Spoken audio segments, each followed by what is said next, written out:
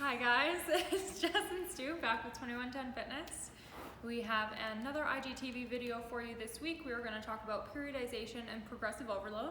But before we hop into that, we do just want to refresh you on our offerings real quick. We've got our 10 a.m. kids physical education sessions running Monday through Friday. Those are about 30 minutes long with Stu. And then throughout the week, we also have our 45-minute body weight boot camp sessions happening at noon, and you'll either, right now at least, get either myself or Stu as a coach. So come sweat with us. So why wouldn't you want to? We're great people, right?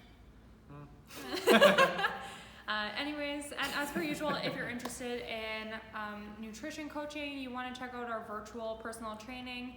We're also offering program design and whatnot. Please feel free to check that out on our website for more information. But why don't we hop into periodization and progressive overload? So that topic kind of encompasses a lot, and before we get into it, we kind of need to define what resistance training is to start, because you're going to apply the principles of periodization and progressive overload to resistance training. So resistance training technically can be body weight. You are fighting gravity in a lot of the movements, especially if you're doing them correctly. But then aside from that, we also have different methods of loading as well, which would be using a barbell, dumbbells, resistance bands, any of those pieces of equipment. There are tons out there. And then we're going to apply our periodization and progressive overload principles to them. So what does that mean? Okay. Periodization is taking your progressive overload principle and applying it to a 4, 8, 12, 16-week period or further to try to elicit a certain response. And then we say, okay, well, that's periodization. What's progressive overload? Progressive overload is when you take a stimulus and you apply either a slightly larger stimulus, slightly heavier stimulus, slightly more reps of a stimulus over time, so the body has a chance to adapt and get a certain type of output from you. So what that really means is every single week you should be doing something that is harder than the week before in some regard. So you're not going to be able to do something harder every single week. That means that if I was to do a squat on January 1st and then I would continue to squat on to December 31st, I'm not going to get a PR every single day that I do a squat for the entire year. It's not how it works. But what it really does mean is that your body needs a certain amount of stimulus or a certain amount of weight or resistance or something or difficulty to get some kind of adaptation to it. That's really what we're looking for, is adaptation to a stimulus. So if you do, for example, let's say that you do a 3x10, so 3 sets of 10 at a certain weight for a back squat, and you do that with at the same amount of loading, so same weight, same number of reps, same amount of time it takes to complete the whole thing, same amount of rest, and you do that for 20 years, you're gonna do this. You're gonna get a little bit better, you're gonna get really good at that movement, and you're gonna get really good at that 3x10, and you're gonna stay here indefinitely, because you're not providing any new stimulus to the system. You're gonna get really good at that movement pattern, but you're not gonna get new adaptation. So that's what progressive overloading really is. You get a little more stimulus onto the body to get a better result or get an adaptation which gives you a better result to muscle protein breakdown and thus rebuilding. So that's what progressive overload is.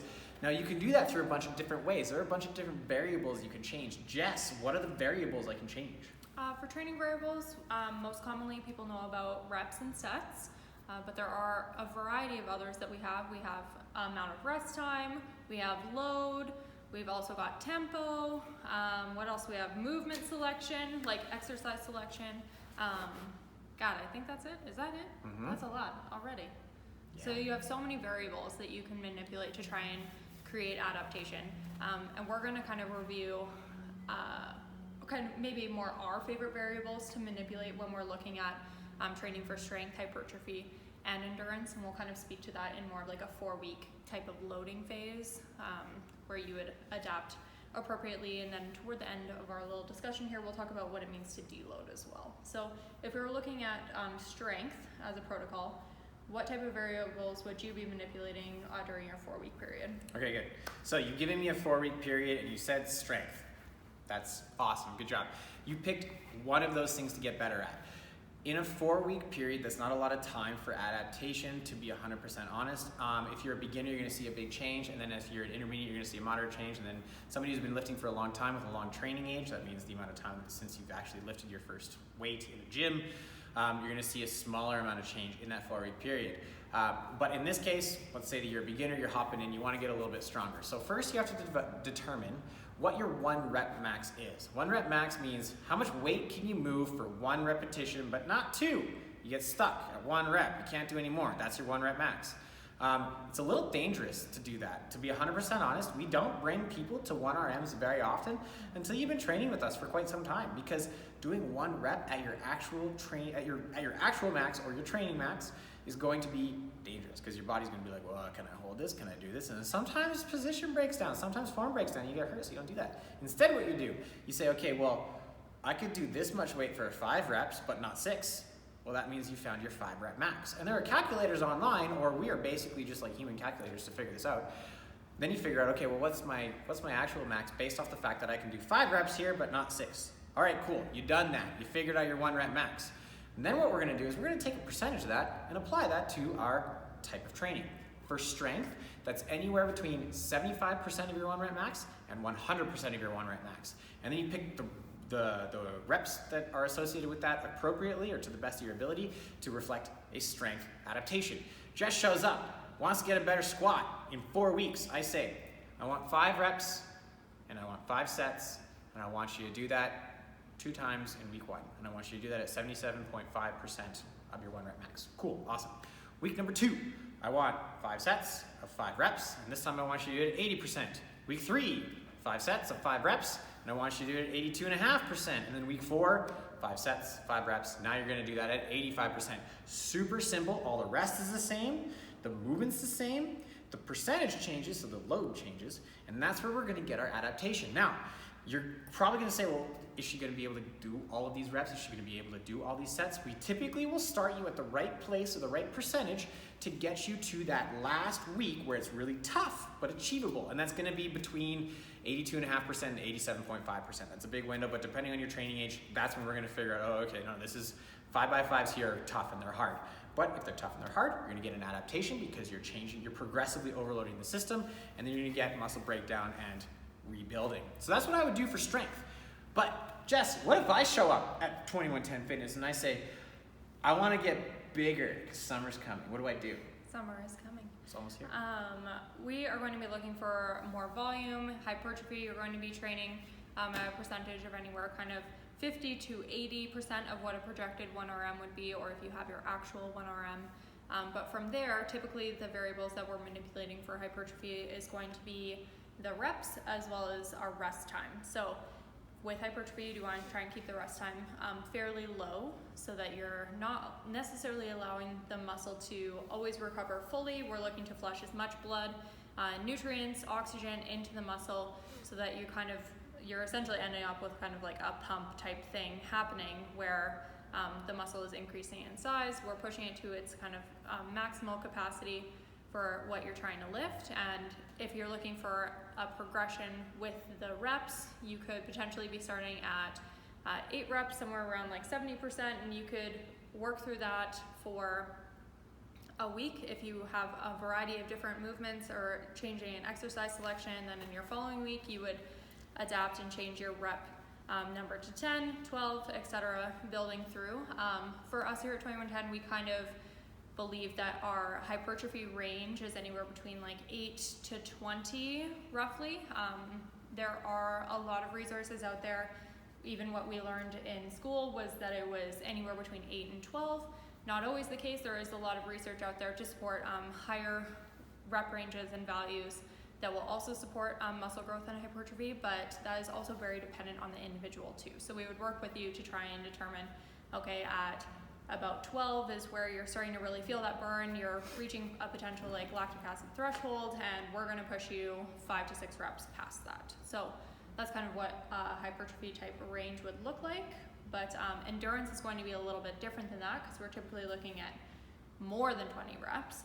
So Stu, if you're running somebody through a bit of an endurance phase, what would you prescribe? Well, first of all, I'd be sad about it because endurance is hard. Endurance is really hard. Endurance is tough because you're doing one thing or a couple things for a lot of reps. For those of you out there that are CrossFitters, this is what I'm talking about for you. Your job is to complete a certain workout as fast as you can, and usually that means that you're doing a bunch of reps of something for and a bunch of reps means like 30, 40, 50, 60, 100 plus reps of something for time. And if you want to get better at that, this is where endurance training comes into play, where now we're sitting between like 30 and 40% of your 1 rep max, and you're doing a butt ton of reps.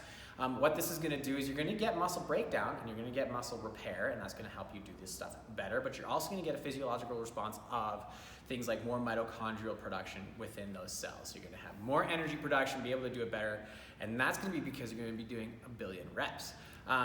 It's important to stay within that 30 to 40% of your 1 rep max, because if you do too much with a heavier weight, you're putting yourself at risk of injury and stuff like that. But that's where we look at other metrics to determine whether or not you're actually doing too much or too little or anything else like that. So, Jess, let's say that I work out and I'm doing exactly what you said. Okay, I'm gonna do my 8 reps at 70%, and the next week I'm gonna do 10 reps at 70%, the next week I'm gonna do 12 reps, I'm gonna keep doing that, and all of a sudden my elbows start hurting, and now my knees hurt, and now my joints hurt. What does that mean? Well, those signs from your body are telling us that maybe it might be a little bit too much volume, and it might be an indicator that we need to pull back. So we would look at incorporating, pull back, what? Incorporating a deload week into our training, which means that we will pull back on either the load, the reps, the sets, any of our training variables to kind of make it a little bit easier on the system. It's going to allow your body to recover. We're going to be looking at those kind of physiological health metrics that we've talked about with recovery before as indicators of whether or not we need to maybe take a little bit longer than a week as a deload, that sort of thing, depending on what other things you have going on in your life and how long you need to recover. But of course, we were kind of discussing earlier as a beginner doing a strength protocol, because your 1RM likely will be projected, might not be 100% accurate, because it might not be safe to push you to those kind of maximal levels. You might not find that at the end of your initial training phase that you need a deload week, because you haven't actually pushed yourself to true capacity at a maximal level. So the deload phase or week is very dependent on the individual, what is happening within your training program, and if your trainer is doing an awesome job and they know what they're doing, it will likely be periodized into your programming as well, so that they have a prediction or know when you will be needing a deload week based on how the initial phases are going. So you're saying I can't deload every week? No. Okay. We like to challenge ourselves here. I don't know. I want to get better. I don't know about you. Anyways, the point of this whole thing was saying, okay, what is progressive overload? How do we elicit a response from your body? And what are the steps that we would do to get you there? That's how we do it for strength, hypertrophy, and endurance. And we threw in how to put a deload week in there for you, which are my favorite things on the planet. Awesome, guys. Thank you so much for tuning in. Check us out next week for more information about your favorite thing to do, which is training.